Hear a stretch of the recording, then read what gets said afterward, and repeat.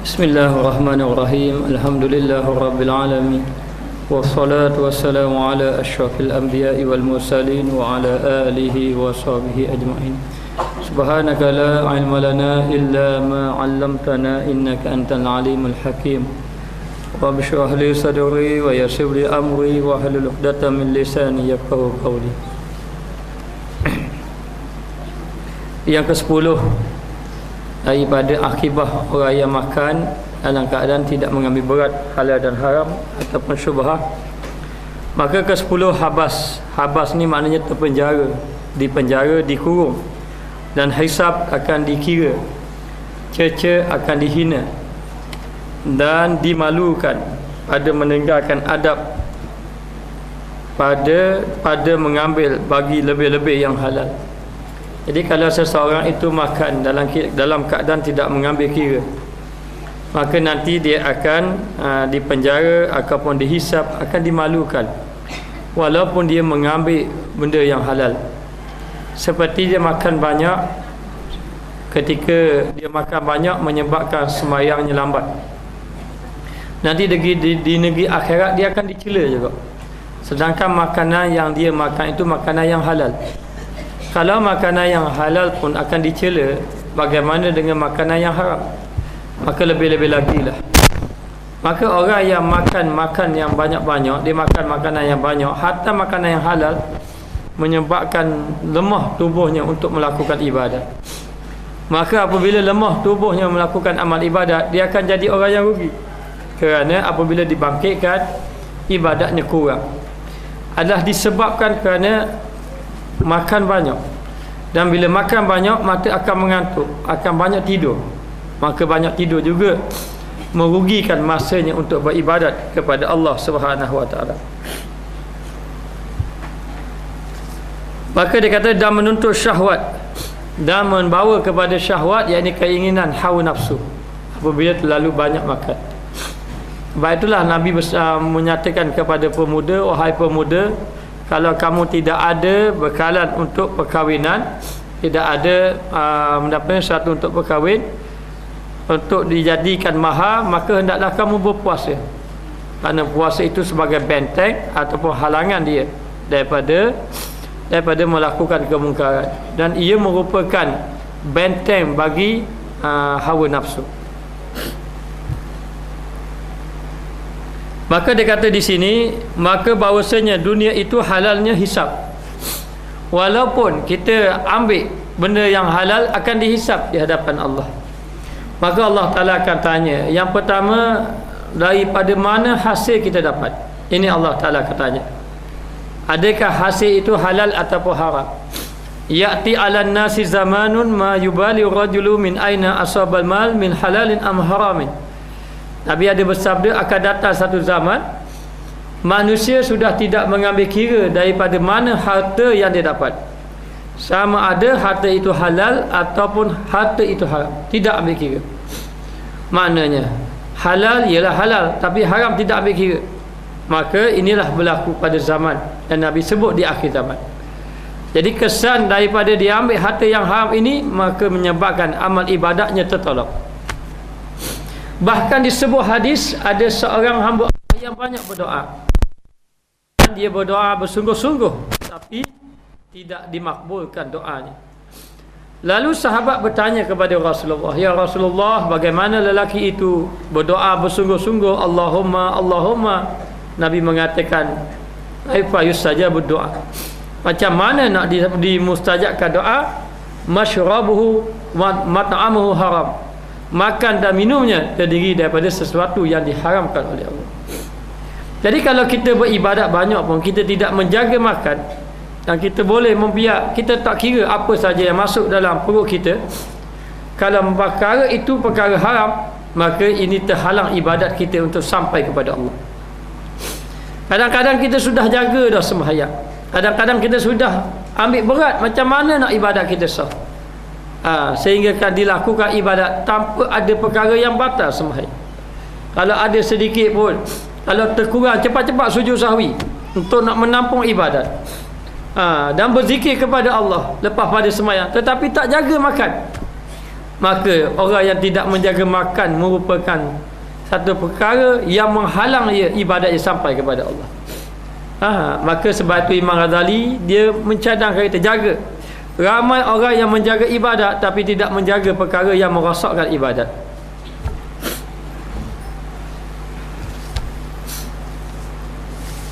Maka dia kata di sini yang halalnya akan dihisap. Yang pertama daripada mana harta yang kita dapat. Yang kedua, harta kita dapat ke mana arah kita membelanjakan dia. Kita nak adakah kadang-kadang hasil itu halal tapi dibelanjakan kepada perkara yang diharamkan oleh Allah. Maka Allah Ta'ala akan tanya, daripada mana kamu dapat harta dan ke mana harta kamu akan dibelanjakan. Lebih-lebih lagi kalau kita makan hasil yang diharamkan oleh Allah. Maka makan hasil yang diharamkan oleh Allah, yang antaranya makan harta anak yatim. Yang dilarang kita makan harta anak yatim, yang disebut dalam hadis, ijtanibu sab'a mubiqat wa ma hunna ya Rasulullah. Jauhkan kamu daripada 7 perkara dosa besar. Maka sahabat tanya, ya Rasulullah, apa dia dosa besar? Yang pertama, asyirku billah, syirik kepada Allah. Yang kedua, wasihru, yakni melakukan sihir kepada orang lain. Yakni kita mengkhianati orang, kita sihir orang, sehingga orang tadi menderita. Kalau kita disihir, jangan kita marah orang. Kita kena bersyukur kerana Allah Ta'ala akan memberi pahala pada kita kalau kita sabar. Maknanya. Dan kalau kita bersabar, orang-orang yang buat jahat pada kita nanti, kalau dia ada pahala, diberi pahala kita, dan dosa kita akan diberi kepada dia. Maknanya kena sabarlah kalau orang buat. Dan menderita, memang menderita, tapi ia merupakan dosa besar. Yang kedua, sihir. Yang ketiga, wa aklu malal yatim, makan harta anak yatim. Makan harta anak yatim ini adalah merupakan satu dosa besar. Dalam hadis itu yang ketiga, wa qatlul lati qatlu nafsi allati haramallah illa bil haq, membunuh manusia yang lain dengan jalan yang tidak dibenarkan oleh Allah. Yang ketiga, membunuh, bunuh orang, ini dosa besar. Wa man qatala mu'minan muta'ammidan fajazaohu jahannam khalidan fiha, barang siapa yang membunuh dalam keadaan sengaja. Berbeza dengan orang bunuh tidak sengaja. Tak sengaja, tapi yang dimasukkan dalam ayat ini membunuh dengan sengaja, dan dia ini akan dimasukkan dalam api neraka Jahannam. Tapi disebut dalam kisah mengenai orang yang telah membunuh 99 orang. Lalu dia bertanya dengan orang, boleh taubat ke tak boleh taubat? Orang tu kata tak boleh taubat, banyak dah lalu dah. Ala-ala teluk perkasan biar sampai ke pakar lengan. Ala-ala 99 biar sampai 100 orang. Lalulah dia bunuh seorang lagi, cukup 100. Lalu dia bertaubat kepada Allah, pergi bertaubat, nak bertaubat, jumpa orang. Orang kata boleh, tapi kamu kena keluar daripada kampung ini, pergi kampung sekian. Ketika dia nak pergi, mati tengah jalan. Akhirnya diringkaskan cerita, orang ini dimasukkan dalam syurga kerana bertaubat kepada Allah Subhanahu Wa Taala. Jadi jangan salah faham, nak masuk syurga kena 100 orang. Tidak, bukan begitu. Yang kita faham itu, taubat itu ketika iblis kata pada Allah, ya Allah, aku tidak akan biarkan umatmu, aku tidak akan biarkan hamba-Mu. Allah, maknanya aku akan goda dia, aku akan suruh dia buat maksiat. Allah Ta'ala kata, aku benar kamu menggoda ataupun memperdaya hamba-Ku, tetapi aku akan buka pintu taubat seluas-luasnya, kata Allah Ta'ala. Ni kasih saya Allah. Dan yang keempat, wa aklu malal yatim, makan harta anak yatim. Ini dosa besar. Makan harta anak yatim. Maka sesiapa yang makan harta anak yatim, dia tidak makan kecuali api neraka sahaja. Maknanya kalau dia makan harta anak yatim, dan segala amal ibadahnya akan ditolak, Allah Ta'ala tak akan terima, kerana dia telah makan harta anak yatim, yang mana bukan miliknya. Nabi mengatakan bahawa siapa yang bela anak yatim, aku dengan dia macam ni, dua rapat. Nabi kasih orang yang menjaga anak yatim, dan Nabi dilahirkan dalam keadaan yatim. dan disebut dalam Al-Quran, ara'aital ladzi yukazzibu biddin. Tidakkah kamu melihat orang yang mendustakan agama? Siapa? Fadzalikal ladzi yad'ul yatim. Mereka itu adalah orang yang menghadik anak yatim. Menghadik, memarah ataupun mengkhianati anak yatim. Itu kalau menghadik dah, mendustakan agama, apa dah lagi kalau makan harta anak yatim, maka lebih-lebih lagi lah. Dan yang seterusnya, wa akli malil riba, dan makan harta riba, ini pun di antara perkara yang diharamkan oleh Allah. Ini banyak berlaku. Nabi sebut di akhir zaman semua terkena riba, kecuali yang tak kena pun kena juga debu-debu dia. Maka kena bertaubat kepada Allah Ta'ala. Kalau terlibat, cukuplah yang dahulu-dahulu bertaubat kepada Allah Subhanahu Wa Ta'ala. Kadang-kadang kita terpedaya, sama ada terpedaya dengan nafsu kita, kadang-kadang terpedaya dengan kita melihat orang yang alim pada kita, dia pun terlibat, kita pun terlibat. Ambil contoh dia akhir sekali, ataupun kita terpedaya kerana tidak bertanya orang terlebih dahulu. Maka ini jaga, jangan kita terlibat lagi, kerana kita nak berjalan kepada Allah. Kemudian disebut lagi watawali alinda anizahfi, dan lari daripada medan perang. Ini juga dosa besar. Lari daripada medan perang. Dan yang akhir kali menuduh wanita yang soleh itu berzina. Wanita yang soleh, wanita yang baik, ahli ibadat, tiba-tiba difitnahnya. Maka walaupun disebut dalam hadis itu merujuk kepada wanita yang solehah, difitnah berzina, maka demikianlah juga kepada orang lelaki yang soleh lalu dituduhnya berzina, maka merupakan dosa besar di sisi Allah Subhanahu Wa Ta'ala. Apa yang kita nak kata mengenai makan harta anak yatim sebagai contoh, maka ini adalah merupakan azab di sisi Allah Ta'ala. Jadi di antaranya makan harta anak yatim. Yang kedua, makan harta penipuan, tipu orang. Kita tipu orang, kita pun makan harta daripada hasil penipuan tadi. Maka ini adalah hasil yang diharamkan oleh Allah. Ibadat yang mereka lakukan tidak diterima, dan dia duduk dalam keadaan laknat di sisi Allah Subhanahu Wa Ta'ala. Kerana Nabi sebut, man ghasyana falaysa minna. Siapa yang menipu di dalam perniagaan sebagai contoh, falaysa minna, maka ia bukan daripada golongan kami. Jadi kalau menjadi ahli perniagaan, jadilah ahli perniagaan yang jujur, yang amanah, yang disebut at-tajiru amin, sunduq. Sesungguhnya peniaga yang amanah lagi jujur ini, ma'an nabiyyi wasiddiqi wasyuhada fil jannah, bersama dengan nabi, dengan syuhada, dengan orang soleh di dalam syurga. Kalau dia itu amanah ketika melakukan pekerjaan, ataupun dia jujur dan dia tidak menipu orang, tidak mengambil hak orang lain. Ataupun di antara harta-harta yang dirampas ataupun harta yang dicuri, ini pun perkara yang diharamkan oleh Allah. Ambil harta yang dicuri, apatah lagi kalau kita tahu harta itu harta curi, bagi pada kita, maka kita tidak boleh mengambilnya. Kerana jelas harta itu harta curi.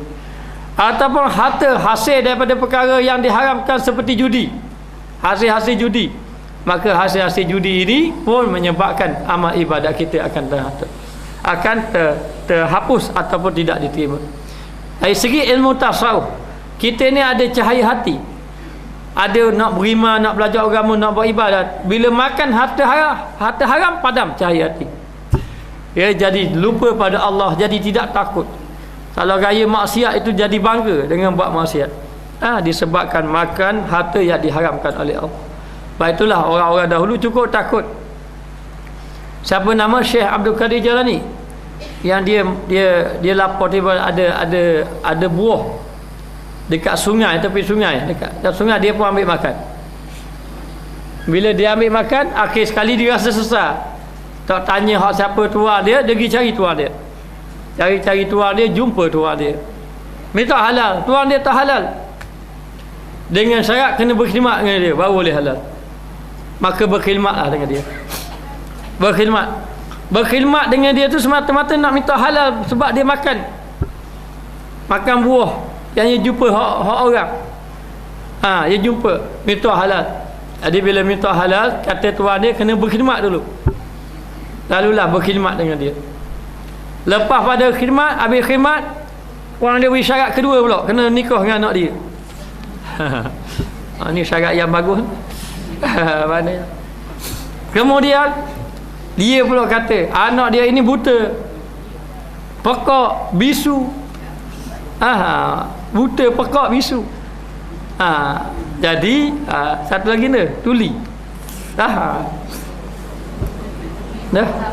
Sama je. Lepas pada tu dah dia nak supaya dihalalkan, sebab dia tak makan, maka dia suruh kahwin, maka kahwin. Dia tengok bahawanya mata anaknya tidak buta, tidak pekak, tidak bisu. Lalu dia heran, yang dimasukkan buta itu tidak melihat perkara yang haram, bisu tu tidak bercakap perkara yang haram. Maknanya itu kisah dia secara ringkas. Maka dia kata di sini, dan haramnya azab, dan mengambil perkara dunia yang haram itu membawa kepada azab. Kadang-kadang kita tidak padan, ambil benda yang sedikit saja hasil haram, maka amal ibadat kita ditolak, akan dicampakkan ke dalam api neraka. Kesan daripada mengambil harta yang diharamkan oleh Allah Subhanahu wa taala, dan perhiasannya dunia itu binasa. Maknanya kalau kita terlalu memikirkan perhiasan dunia ini akan membawa kepada kebinasaan. Disebut dalam hadis, ad-dunya mata'un, dunia ini semua perhiasan, fata morgana, perhiasan. Wa khairu mata'iha mar'atus salihah, sebaik-baik perhiasan adalah wanita yang soleh. Maknanya maka dunia yang baik itu boleh ambil, maka dunia yang membinasakan itu hendaklah ditinggalkan. Jadi di antara perkara dunia adalah makanan. Yang selalu kita fikir tentang makan. Kadang kita nak makan sedap dan sebagainya. Jadi yang disuruhnya kita memikirkan tentang ibadat. Dan kalau kita makan pun tujuannya untuk menguatkan ibadat. Baik, dia kata di sini, dan inilah jumlah yang 10. Yang satunya sudah memadai bagi orang yang menilik bagi dirinya. Cukup dah kalau ambil satu. Sama ada seperti dikata orang yang makan banyak ni lemah ibadat. Orang yang makan banyak ni akan menyebabkan kuat tidur, kurang masa beribadat. Orang yang makan banyak ni dia akan rasa nikmat dunia banyak. Bila dia makan nikmat dunia banyak, nikmat akhirat akan kurang. Dan dikatakan juga makan banyak ini menyebabkan sakaratul maut berat. Maknanya apabila seseorang itu terlalu makan benda banyak benda yang melazatkan, akan membawa juga kepada kesukaran ketika sakaratul maut. Jadi banyak perkara-perkara yang macam, dan makan banyak membawa kepada penyakit. Baik penyakit itu zahir, penyakit dan juga penyakit batin. Penyakit zahir, penyakit batin. Penyakit zahir macam mana? Penyakit zahir yang kita tahu, orang makan banyak kadang-kadang pecimani, darah tinggi, darah rendah, maknanya macam-macam penyakit-penyakit. Dan penyakit batin kadang-kadang mari kerana kesan banyak ini membawa memikirkan perkara mungkar. Makan banyak kadang-kadang mari timbul hasad dengki pun ada. Mari ujub dalam hati ni. Sebenarnya di antaranya adalah kesan makan banyak. Betul, ulama-ulama dahulu, orang-orang soleh, dia jalan beribadat ni makan banyak. Dan orang yang makan banyak ni dia tidak akan rasa lazat ibadat. Tak rasa lazat ibadat. Sebab tu kita percaya, kita bulan puasa nanti kita makan banyak-banyak, kita sembahyang tarawih, memang tak lazat. Capur kejar-kejar mata. Maknanya membilang rakaat. Kalau sembahyang 20 rakaat, maknanya dia tidak akan rasa nikmat dalam melakukan amal ibadat kepada Allah Subhanahu wa taala. Jadi lazat beribadat tu sudah tidak ada kesan daripada makan banyak. Jadi tak kira lah, kalau fikir satu daripada sebab dia dah memadai dah sepatutnya. Maknanya orang yang menilik bagi dirinya, maka lazim atasmu. Wahai orang yang bersungguh-sungguh, lazim itu mesti atasmu. Wahai orang yang bersungguh-sungguh ibadat, bersungguh-sungguh nak berjalan pada Allah, nak beribadat kepada Allah Ta'ala, dengan memeliharakan supaya tidak makan banyak-banyak, ataupun memeliharakan jangan kita ini maknanya menumpu kepada mengambil nikmat dunia banyak, dan menghinggakan kuasanya supaya jangan jatuh dalam haram. Hingga ni maknanya menegahkan sekuasanya, semampunya. Menegah semampunya supaya jangan jatuh dalam perkara haram. Cuba elok benda-benda yang diharamkan oleh Allah. Jangan ambil perkara yang diharamkan oleh Allah. Kalau kita ambil perkara yang diharamkan oleh Allah, habis kita. Rosak kita. Sama ada itu berbentuk benda apa ni, seperti kewangan ke, rasuah dan sebagainya tu, habis binasa. Jangan fikir saja. Kadang-kadang hari ini duk fikir asal dapat harta, asal dapat keuntungan, tidak memikirkan perkara itu boleh membawa kepada haram ataupun tidak. Jadi sedaya upaya cuba menjauhkan. Kalau wasa tak yakin, tinggal, habis kita, lebih selamat. Biarlah tak kaya pun tak apa. Maknanya supaya hati kita senang, ibadat kita pun mudah. Jadi di antara kesan orang ibadat ini tidak sampai kepada Allah, lemah beribadat, ada lagi perkara yang diharamkan. Jadi kalau ada lagi perkara yang diharamkan, sudah macam mana yang sudah jadi dalam perut kita, apatah lagi yang dibimbangi kalau sudah menjadi darah daging. Kalau sudah jadi darah daging, disebut dalam hadis, kullu lahmin nabata min haramin fannaru aula bih. Mana-mana daging yang hasil daripada perkara yang diharamkan ini, maka sesungguhnya nerakalah tempat duduk dia. Hanya kecuali dia bertaubat. Selepas pada itu dia tidak lagi mengambil harta-harta yang diharamkan oleh Allah Subhanahu wa taala. Kadang-kadang dia mengambil sesuatu perkara yang haram, dia akan berjangkit kepada perkara haram yang lain. Seperti dia ni, dia tak makan benda haram, tapi dia makan benda haram, dia jadi lemah beribadat. Lama-lama tak semayang. Daripada makan benda haram jadi tak semayang. Bila tak semayang, akhir sekali bergaul dengan orang jahat, jadi orang jahat pula, buat lagi, akan berganjak. Inilah kisah, banyak cerita kisah, baik kisah bersisa daripada minum arak kemudian pergi kepada perkara lain. Ada satu kisah Saidina Umar Al-Khattab. Ketika satu hari Saidina Umar Al-Khattab duduk, tiba-tiba datang seorang wanita tua, bawa anak perempuan, mengadu pada Saidina Umar mengenai anak dia ni yang mengandung, tidak berkahwin lagi. Lalu dia kata apa yang menyebabkan Saidina Umar sangat terkejut, sangat-sangat terkejut. Saidina Umar kata, anak dalam kandungan ini adalah cucu kamu. Terkejut Saidina Umar. Saidina Umar ini khalifah. Anak dalam kandungan ini, anak dia bawa budak puan, orang tua dia bawa apa? Dia kata, anak dalam kandungan ini cucu kamu. Saidina Umar terkejut. Lalu Saidina Umar suruh dia balik, dia akan uruskan, selesaikan semua mengikut hukum Allah. Saidina Umar balik. Kemudian Saidina Umar bertanya dengan anak dia. Bertanya dengan anak dia. Jadi sebelum dia tanya, Saidina Umar beri makan. Makan kenyang-kenyang. Bila makan kenyang-kenyang, dan Saidina Umar dapat tahu di antara anak dia yang orang hak ni seorang yang ramai-ramai ni.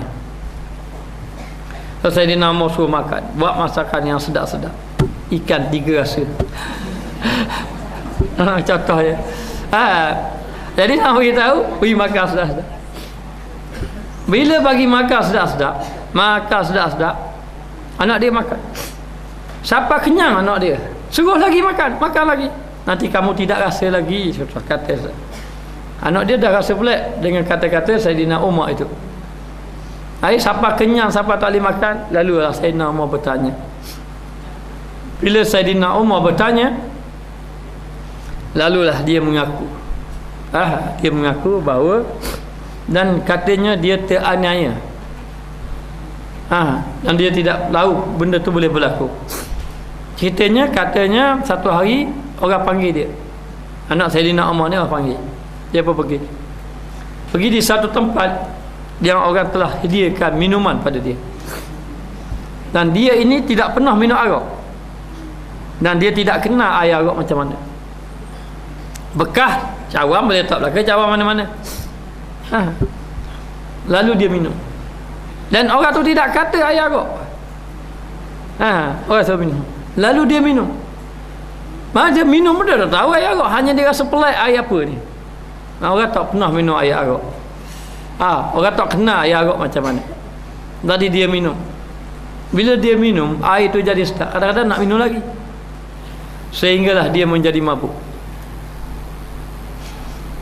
Bila jadi mabuk, maka diberi kepadanya seorang wanita sehinggalah dia menzinainya. Jadi dia dizalimi lah ya. Tapi ialah dia pergi minum juga dalam keadaan dia mabuk, lalu dia berzina. Selepas daripada itu, bila dia sedar, memang dia menyesal, dan dia memang nak bertaubat. Dia bertaubat pada Allah. Jadi dia nak taubat sendiri-sendiri gitu. Tapi diketahui juga. Akhir kali Saidina Umar beritahu pada anak dia, dia kena laksanakan, ini perintah Allah. Maknanya.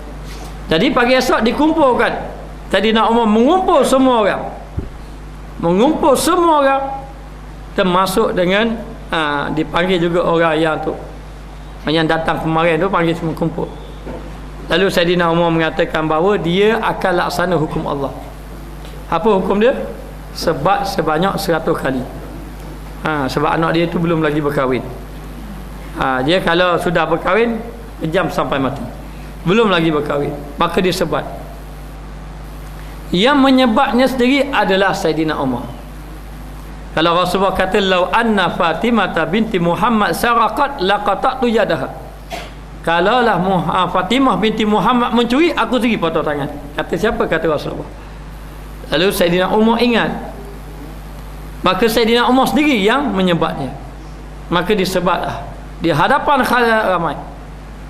Bila dia sebat 20 sebatan, 30 sebatan, anak dia ni kesakitan, lalu minta air. Saidina Umar berhenti bagi air pada dia. Masa dah bagi air, Saidina Umar bisik, "Maafkan ayah, ayah terpaksa laksanakan hukum Allah." Dia kata sakit sangat dia ada. Lepas tu disebat lagi, sebat tak tahan, minta berhenti lagi, bagi lagi air. Saidina Umar peluk dia, minta lagi, minta maaf, ayah kena laksanakan. Pukul lagi. Begitulah keadaannya. Bila lapar berhenti, dahaga sikit berhenti, minum air. Dia sebat sampai kepada hampir 100 kali sebatan. Anak dia ni selalu bunyi meraung, setiap kali sakit. Saidina Umar ni orang tubuh besar, orang gagah. Jadi dalam keadaan sekali dia sebab bunyi suara, sehingga suara itu semakin lama semakin perlahan. Jadi dalam keadaan macam tu, bila dia sebab semakin perlahan, anak dia minta supaya cukuplah. Tapi Saidina Umar tetap juga, kerana ini perintah Allah. Lalu lah Saidina Umar pun sebat juga. Bila sebat sampai pada peringkat dah tidak kedengaran suara dah, lalu orang halang Saidina Umar, cukup jadi. Jadi kata Saidina Umar, tak cukup lagi, nanti Allah Ta'ala akan bertanya kepada aku.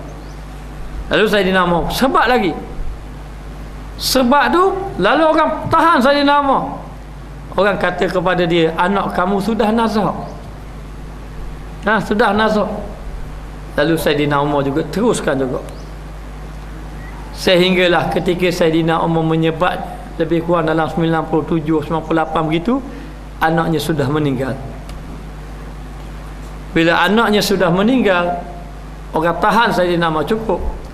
Lalu Saidina Umar mengatakan, nanti Allah Ta'ala bertanya kepada aku, "Wahai Umar, kamu berhutang dengan aku 2 lagi sebatan atau 3 lagi sebatan." Begitulah lebih kurang. Lalu Saidina Umar menyebatnya, mencukupkan 100.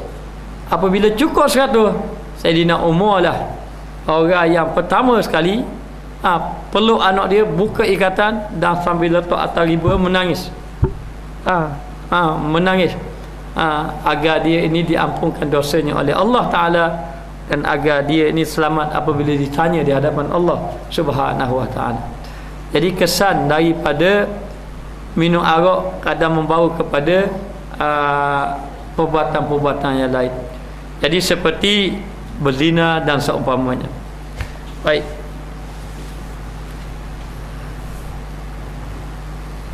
Maka dia kata di sini, menghinggakan kuasanya, maknanya menahan sedayanya supaya jangan jatuh di dalam haram ataupun syubhah. supaya tidak terjatuh daripada perkara yang haram ataupun makanan yang haram ataupun makanan yang syubhat. Maka lazimlah atasmu seksa pada akhirat, maka mewajibkan ataupun memistikan kamu diazab kalau kamu makan perkara yang diharamkan dan juga perkara yang syubhat. Sebab tu kita kena ingat, jangan ambil benda-benda yang boleh meragukan kita. Da' ma yaribuka ila ma la yaribuka. Kalau orang beri sesuatu, kita kena pastikan. Ambil lah kepadamu. Ambil tu suruh simpang ke wik kita, contohnya. Maknanya. Jadi kita kena pastikan. Beri tanya dia, tuan dia balik. Ambil tanya tuan dia balik, tuan dia kata memang bagi pada awak. Tak apalah. Tapi selagi ni jangan takwil. Wik kita biasanya. Jangan. Batulah Sayyidina Rasulullah sendiri pun kema yang orang bagi sama ke Nabi. Kadang-kadang beri ke Nabi, kadang-kadang orang kata ni untuk Rasulullah, ni untuk fakir miskin yang datang jumpa Rasulullah. Ini Rasulullah. Jadi bagi kema itu duduk rumah dia. Satu biji kema je. Nabi makan. Malam tu tak boleh tidur. Gelisah dia. Aisyah tanya, ya Rasulullah, apa yang menyebabkan kamu gelisah? Kata Rasulullah, ada dalam rumah dia ada satu biji kema. Kema makan. Aku bimbang takut kema tu bukan untuk aku, untuk fakir miskin. Padahal kema tu dalam rumah Nabi. Dah orang beri kepada Nabi dah.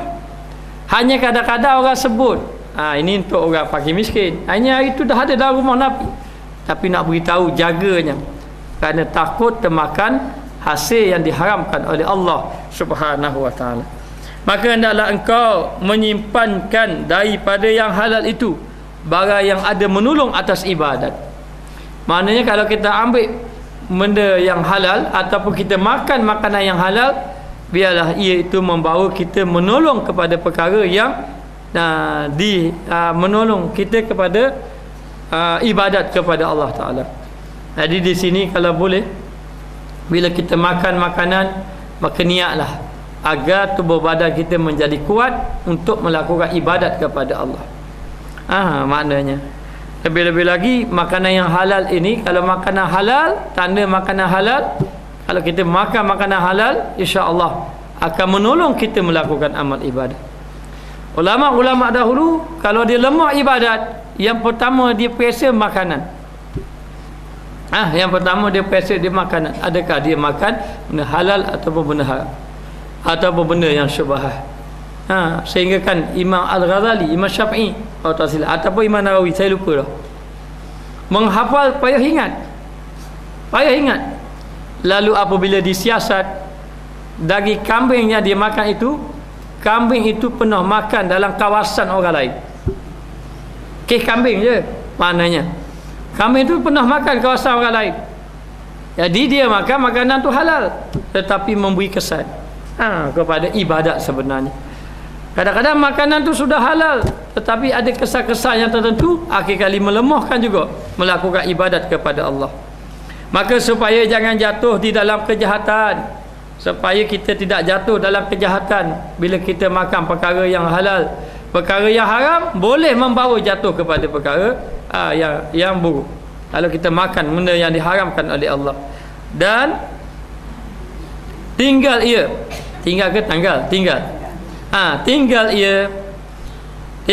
terhabas ni terpenjara ataupun terkurung, dan hisab yakni di dalam akhirat. Akhir sekali kita akan dikira, akan dikurung ataupun akan dipenjara di dalam di negeri akhirat. Wal-iyazubillah min zalik. Jadi kita mohon pada Allah agar kita diselamatkan daripada memakan benda yang diharamkan oleh Allah Subhanahu wa taala. Maka jika engkau kata wallahu waliyut taufiq, dan Allah yang memberi taufik kepada kita, ataupun Allah Ta'ala lah yang berkuasa memberi taufik. Taufik ni kekuatan, penolong dalam melakukan ibadat kepada Allah. Maka jika engkau kata nyatakan olehmu bagi kami, beritahu kepada kami hukum haram dan syubhat. Macam mana nak kena haram, macam mana nak kena syubhat. Macam mana takrif haram dan juga syubhah. Dan juga had, batasan keduanya. Kita tahu ini haram, ini syubhah, ataupun ini halal. Maka kataku demi umurku,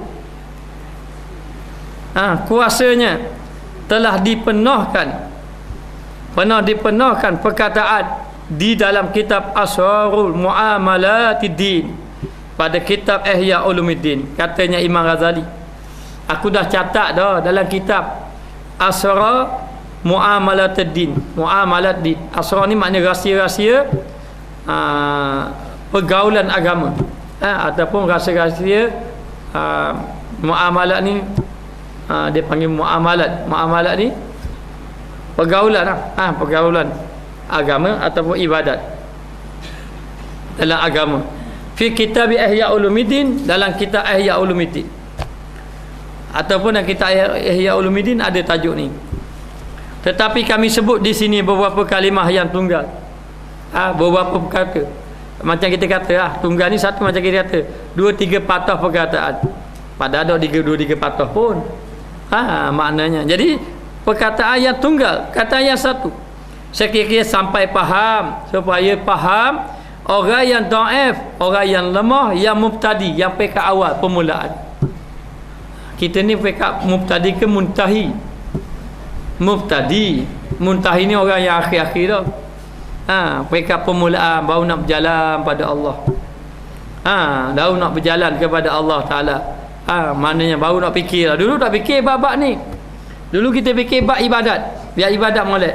Kita tak fikir perkara yang boleh merosakkan ibadat.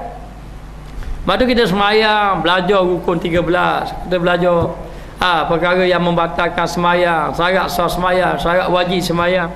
Macam apa rukun berwuduk, macam mana kita belajar. Tapi hak dalaman kita tak belajar. Mengenai hati kita, kemudian kita tak belajar benda apa yang merosakkan amal ibadat. Jadi ni baru nak belajar. Jadi kita pekat orang mubtadi. Kemudian dia kata kerana maksud kitab ini bahawa memberi manfaat. Kitab ini, dalam kitab ini Minhajul Abidin ini nak memberi manfaat dengan dia.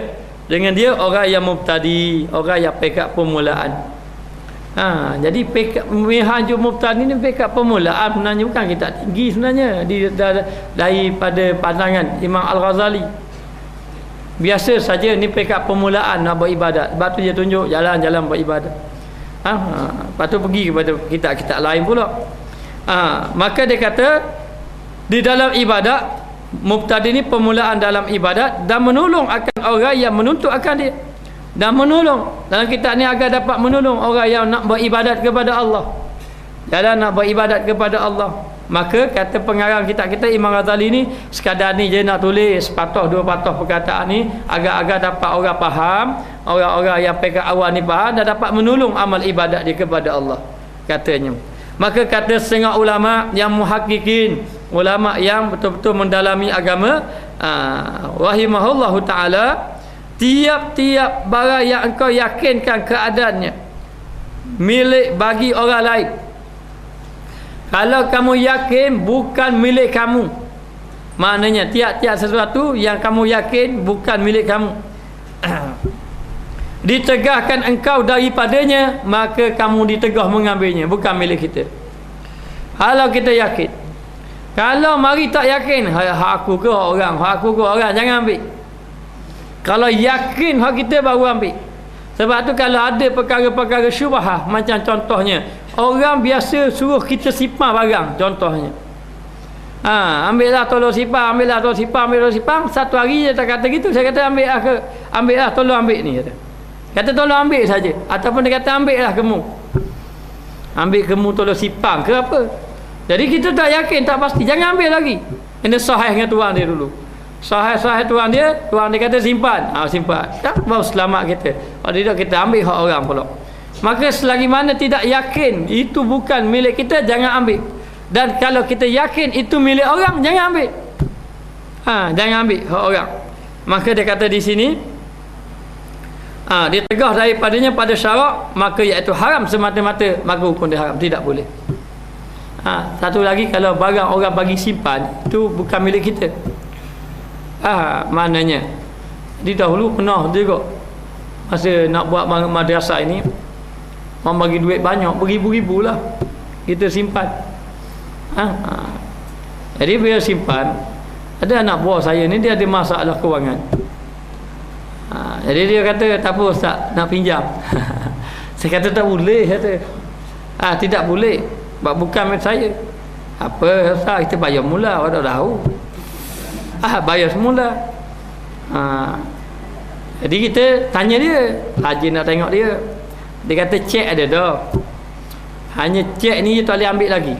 Dia tarikh cek tu minggu depan. Cek tu 10,000 contohnya, ada minggu depan. Jadi minggu depan confirm memang dapat PT. Maknanya memang pasti dapat PT. Jadi kalau beri yang ni, hanya dia nak PT sekarang, bukan dia nak PT, dia nak selalu PT. Saya kata walau macam mana pun tak boleh beri kok. Bukan milik kita. Walaupun nak pinjam apa-apa, yang boleh nak pinjam tu kalau milik kita 100%. Jadi saya pun bertegar. Akhir kali ginilah, kalau tak percaya suruh telefon orang lain. Jadi depan saya lah bagi nombor telefon dia, telefon masih baik ustaz tu beri jawapan sama dengan saya. Kalau ustaz tu kata boleh, menimpali pula saya. Maknanya maka tak boleh. Nak jaga amanah ini bahaya. Takut kita tidak mampu menanggungnya. Maka dia kata, kalaulah bukan milik kita, tidak boleh ambil, maka iaitu haram semata-mata. Hukum dia adalah haram, mengambil bukan hak milik kita. Adapun apabila tiada bagimu yakin dengan yang demikian itu, kalau kamu tidak yakin, kamu tidak yakin barang ini milik kamu, sebagai contoh, dan tetap ghalib atas sehingga sangka, ghalib atas sangkamu, tetapi ghalib atas sangkamu bahawa demikian itu, maknanya mari sangka tu syok lah. Ya kedak, maka iaitu syubhah. Syubhah, mana benda tu tidak pasti. Menghilangkan syubhah kena buat hilangkan keraguan, tanya dia betul-betul. Maknanya, tapi kalau yakin tu, tapi kalau tidak yakin, main sangka hak kita, bukan, rasa-rasa boleh atau tak boleh, main sangka dalam hati macam tu, maka hendaklah ditinggalkan. Peganglah hadis, satu hadis Nabi SAW bersabda, da' ma yaribuka illa ma la yaribuka. Tinggalkan perkara yang meragukan kamu kepada perkara yang tidak meragukan kamu. Kalau ada sesuatu perkara yang meragukan, kita tinggalkan.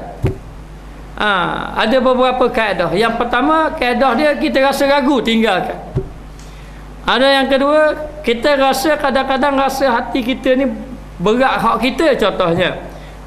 Maknanya satu dia panggil istafti qalbaka, minta fatwa dengan hati kamu.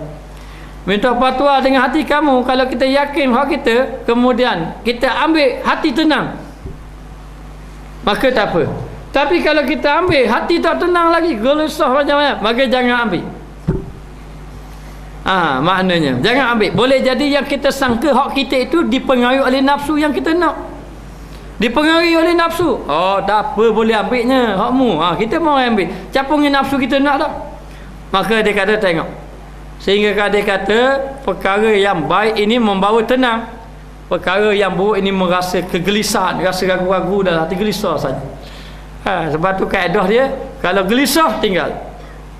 Maknanya lebih baik ditinggalkan dia. Sebab tu Allah Ta'ala beri juga satu, bertanya dengan orang lain.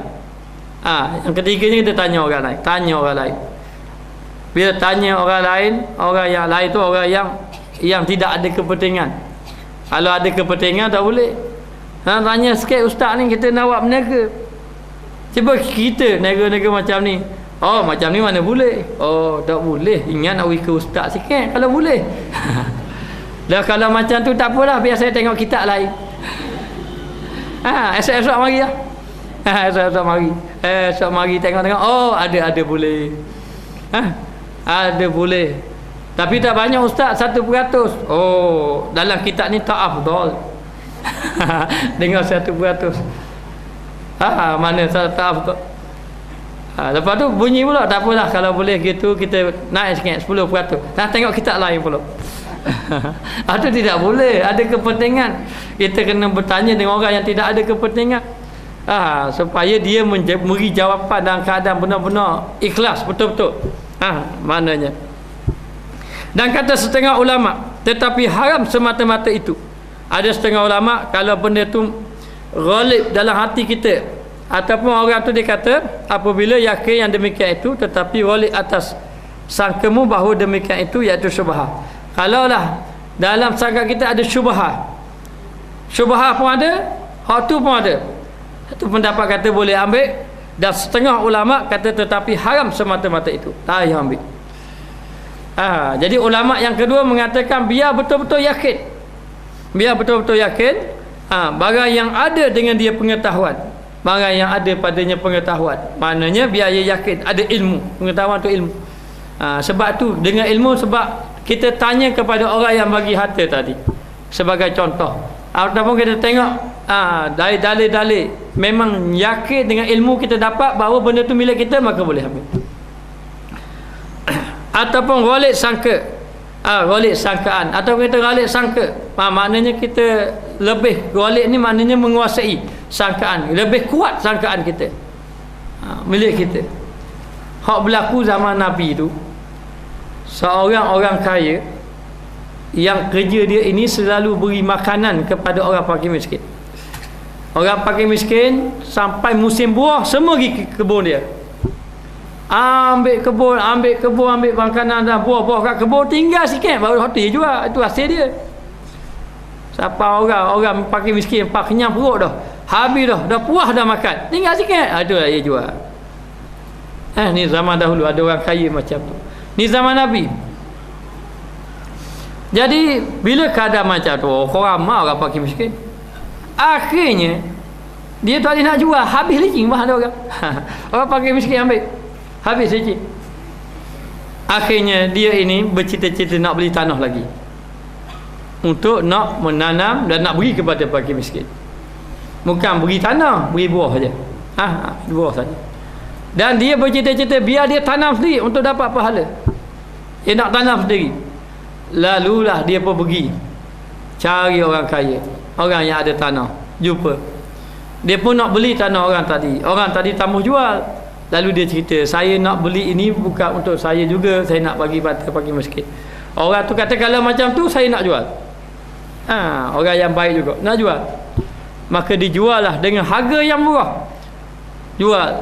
Maka jual, orang yang baru beli tadi, dia sendiri usaha, dia pun tanam, dia sendirilah. Orang kata dia gala.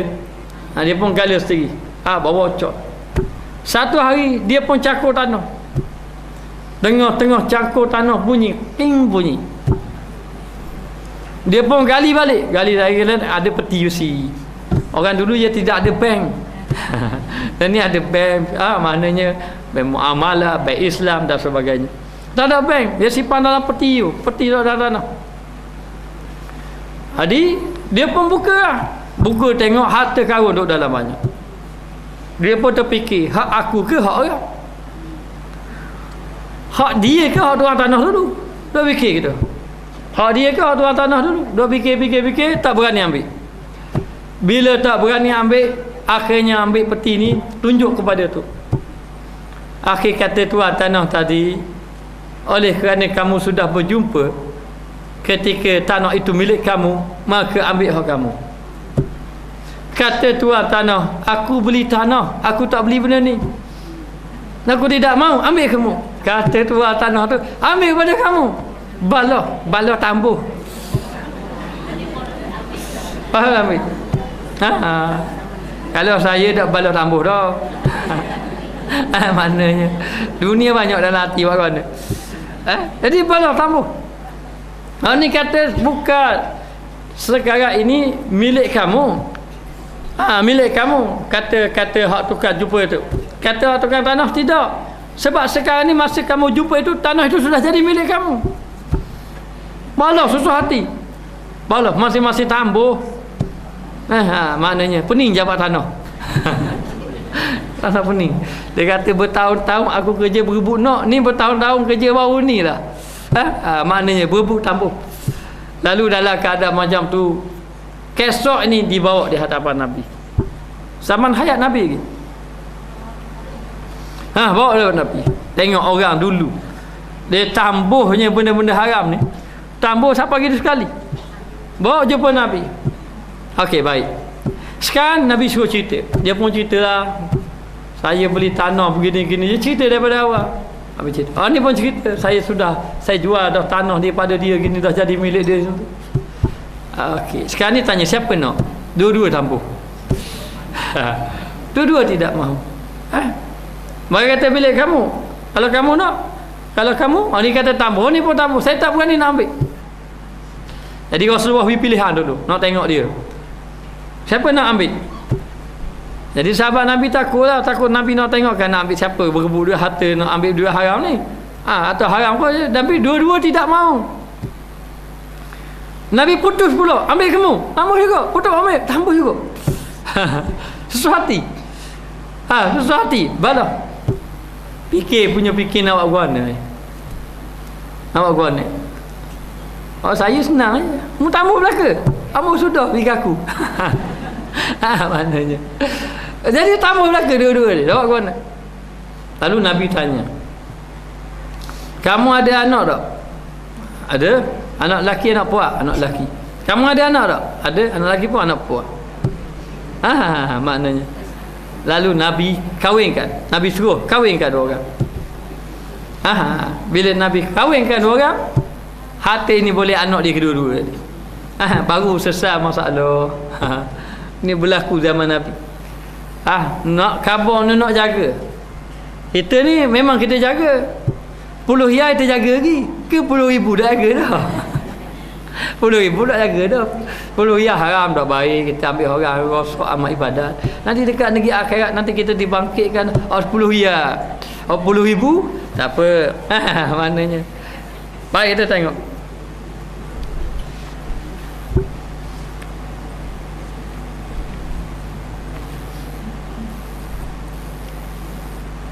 Tetapi haram semata-mata itu barang yang ada dengan dia pengetahuan ataupun ghalib sangkaan dia.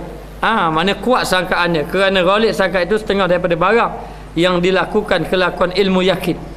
Ilmu yakin mana dia punya hati yang ghalib, dia lebih yakin benda tu tak boleh. Benda tu tak boleh, maka dia tinggalkan. Maknanya pada kebanyakan daripada hukum syarak. Sebab tu hukum syarak ni kita nak tahu hukum Allah Ta'ala beri. Satu melalui ilmu. Kita belajar. Yang kedua, kadang-kadang kita belajar tidak dapat juga dipastikan lagi melalui bertanya dengan ulama-ulama. Yang ketiga, mengenai rasa hati. Kadang-kadang benda yang kita buat perkara haram, dia mari rasa hati. Waktu tak sedar, itu haram hukum dia.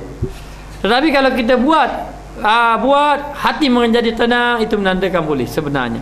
Allah Ta'ala beri dah. Dan bahkan hadis ada mengatakan istafti qalbaka, maka mintalah fatwa dengan hati kamu.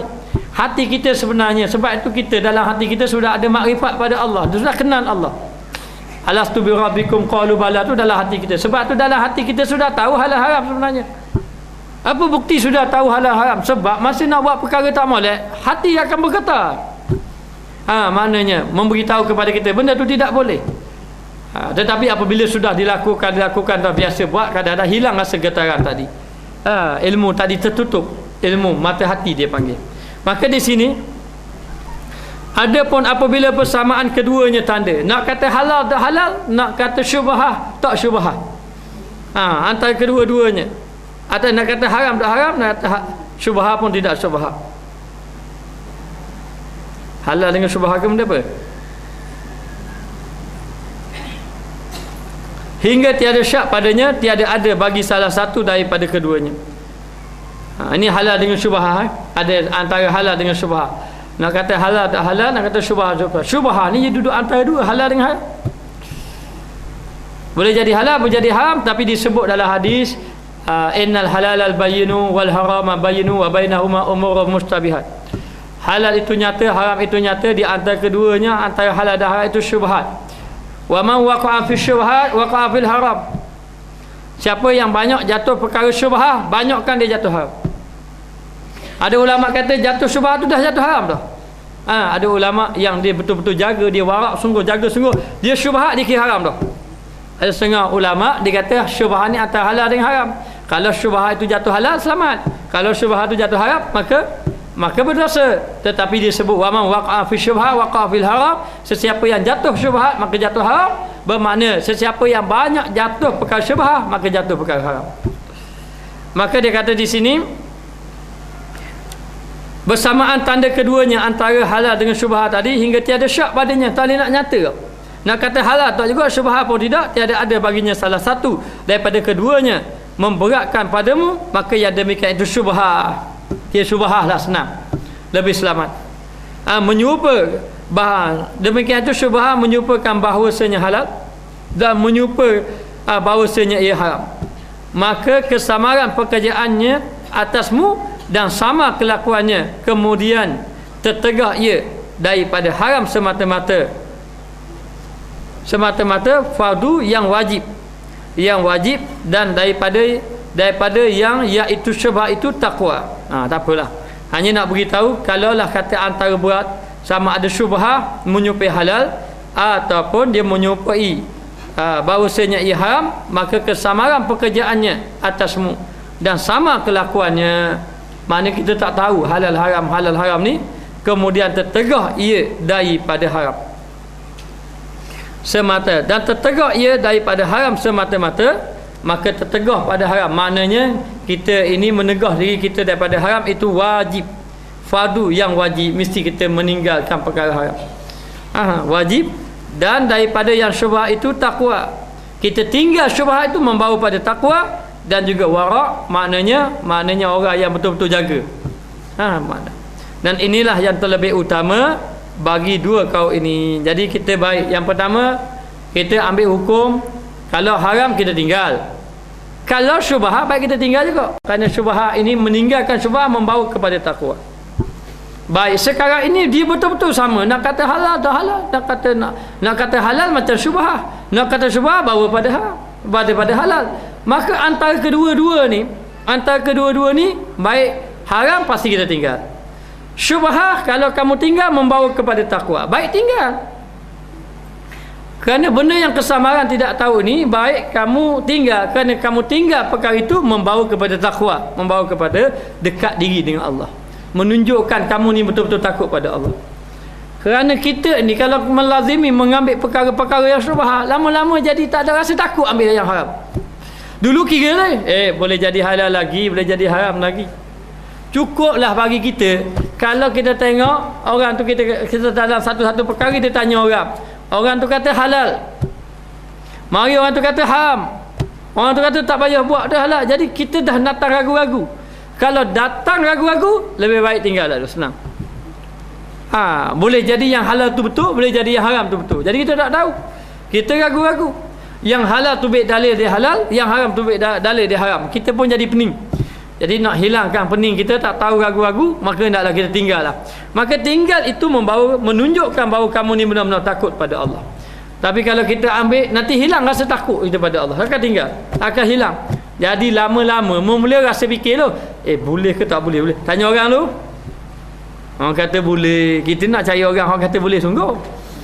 Jumpa orang kata boleh, lega. Tapi masa ambil tu rasa tak ada hati, rasa tak ada hati. Lama-lama tak ada boleh tanya dah, ambil selalu dah. Benda molek tidak molek ke, habis tak kira dah. Ini kita bimbang, akhir kali memberi kesan kepada ibadat kita. Maka dia kata di sini, dan inilah yang terlebih utama bagi dua kaum ini pada kami, dua yang lebih utama, yakni ambil jalan takwa lah lebih baik. Dan jika ditanya orang, apa kamu kata pada menerima pemberian sultan? Apa hukum memberi pemberian sultan pada zaman ini? Zaman ni zaman bila? Zaman Imam Al-Ghazali. Kan zaman kita, zaman 800 tahun dahulu. Zaman ratus-ratus tahun dahulu lepas pada hijrah. Mana zaman Imam Al-Ghazali? Itu zaman 800 tahun dulu. 700 800 tahun dahulu. Zaman dia, zaman kita zaman 20 2010 2010. Pada ingat tahun dah. Jadi nak beritahu zaman kita. Maka apa hukum, ditanya oleh Imam Ghazali, apa hukum ambil harta sultan? Minta maaf lah, ni cakap dalam kitab ni. Maknanya apa hukum ambil harta sultan? Ambil harta sultan, ditanya kepada Imam Al-Ghazali.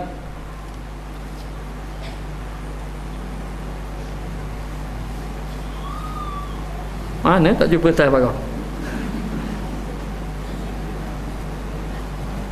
Ni kata pada menerima pembiayaan sultan pada zaman ini, maka ketahui olehmu bahawasanya adalah ulama-ulama bersalahan mereka itu padanya.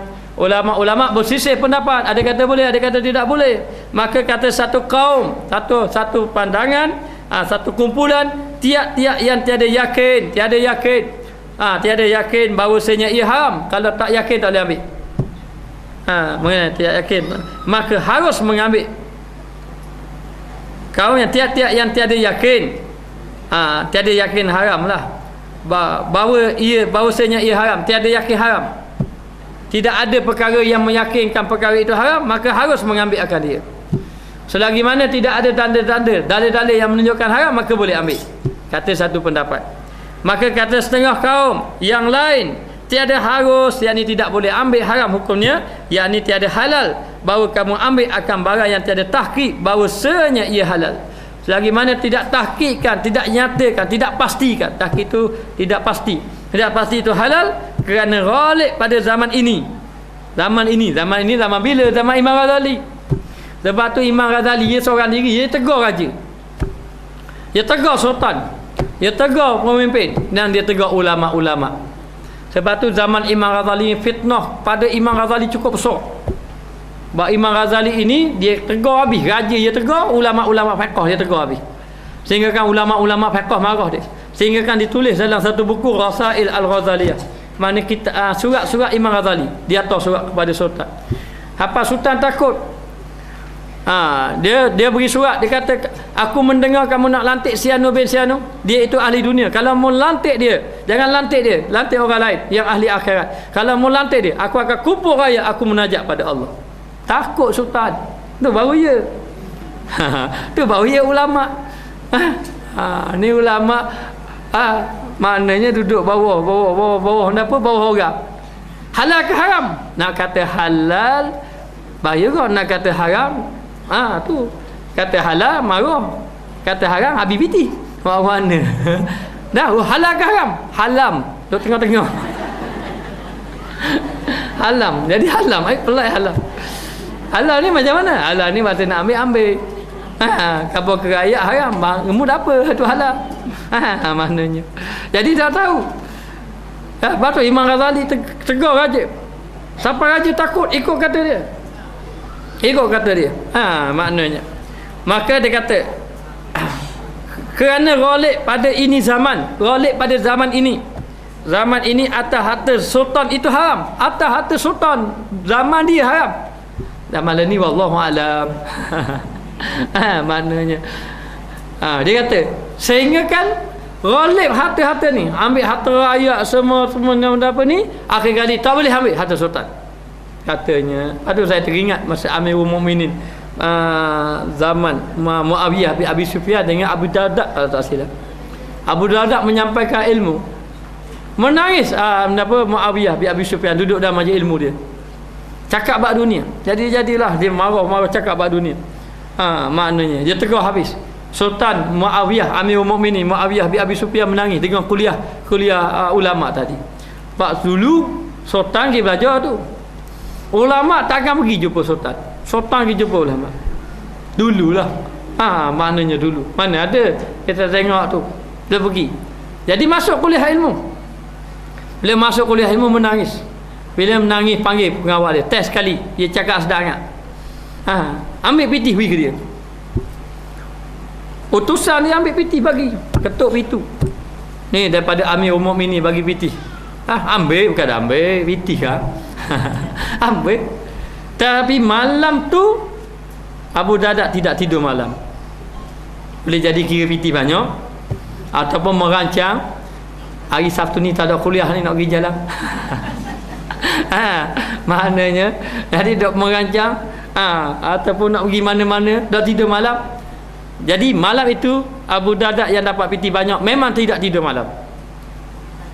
Tidak tidur malam. Pagi besoknya sultan panggil utusan dia, mau bagi dah piti malam, bagi dah.